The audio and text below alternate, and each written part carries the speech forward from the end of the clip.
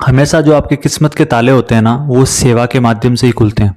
आप मानो या ना मानो, आपके घर में भी आपने सुना होगा कि कभी कोई भिखारी मिले तो दान कर देना होता है, गाय को रोटी दे देनी होती है, या फिर जहाँ पे भी आपको मौका मिले आप दान करो। हमारे जो धर्म है, जैसे भागवत गीता में भी है, जहाँ जहाँ बड़ी कथाएं होती हैं, वहाँ पे हमें कहीं ना कहीं देखने को मिलता है कि वहाँ बड़ी बड़ी दान पेटियाँ होती हैं। वहाँ पे बहुत सारे लोग आते हैं जो ऐसे होते हैं जिनको 2 वक्त तक खाना भी नसीब नहीं होता, लेकिन वो वहाँ पे जो भी भंडारे होते हैं, लंगर लगते हैं, वहाँ पे वो खाना खाते हैं। ये ऐसा क्यों होता है? हमें हर जगह जहाँ पे भी आप देखोगे, जहाँ पे ज़्यादा भीड़ है या फिर जहाँ पे ज़्यादा लोगों को नीड है, वहाँ पे हमें हमें सामने से पता चलता है कि हाँ, यहाँ मैं दान कर सकता हूँ, यहाँ पे मैं सेवा दे सकता हूँ, फिर भी हम लोग नहीं करते हैं। और फिर हम कहीं ना कहीं किस्मत को दोष देखते हैं कि मेरी ग्रोथ क्यों नहीं हो रही है। देखो, हमारा जो पुराना कंसेप्ट है ना, क्लियर है। हम बहुत बड़ी एथिक्स की किताबें पढ़ते हैं, नॉलेज की, तो वहाँ पे भी लिखा गया है कि आप जिनको नीडी हैं उनको आप दान कर सकते हो। हमारा धर्म भी हमें यही सिखाता है। और आपने एक चीज़ नोटिस की कि जो बड़े बड़े लोग होते हैं ना, जो बड़े बड़े पैसे वाले लोग होते हैं, वो दान पुण्य बहुत करते हैं। क्यों करते हैं? उनको कंसेप्ट उन्होंने पकड़ा हुआ है कि आप जितना देते हो ना, जितना आप दान करते हो ना, वैसे आपको ज्यादा आना। जैसे आपने 1 रुपये दान किया ना, तो 1 का 100 मिलता है आपको। 10x करके आपको आती हैं चीजें, 100x करके चीजें आती है, लेकिन आपको वो सेवा का भाव लाना पड़ता है। आपको अपने किस्मत की चाबी है ना, आपके किस्मत की चाबी का जो ताला है, उसकी चाबी है आपका, क्या है? सेवा। सेवा करोगे ना तो किस्मत का ताला खुलेगा।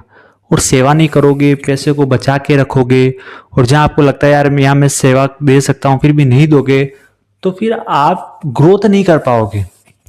ग्रोथ करने के लिए कुछ ना कुछ तो करना पड़ेगा, एडवांस करना पड़ेगा, तभी तो ऊपर वाला तो देखता है ना हमें, हर तरीके से देखता ही है कि हाँ भाई यार इसके पास पैसा तो बहुत है, लेकिन वो निकालता कितना है।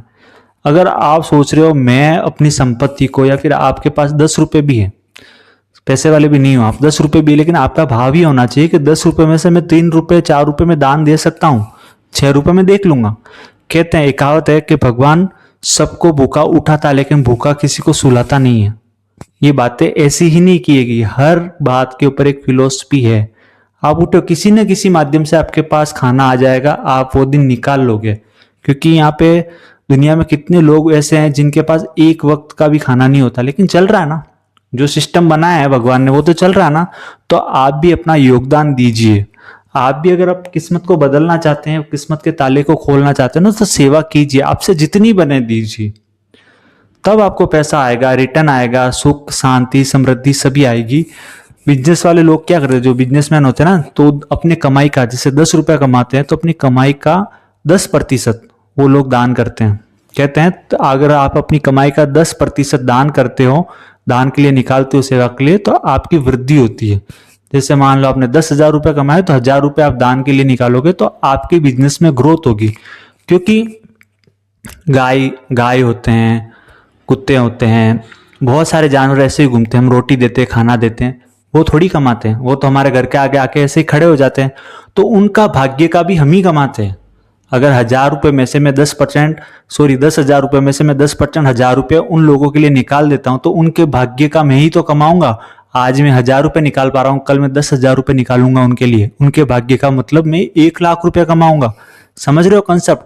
जितना आप देना स्टार्ट करोगे ना, सेवा करना स्टार्ट करोगे, वैसे ही आपकी बरकत होना स्टार्ट हो जाएगी, और आपके किस्मत के जो दरवाजे हैं ना, जिन पे ताला लगा है, वो भी खुल जाएगा।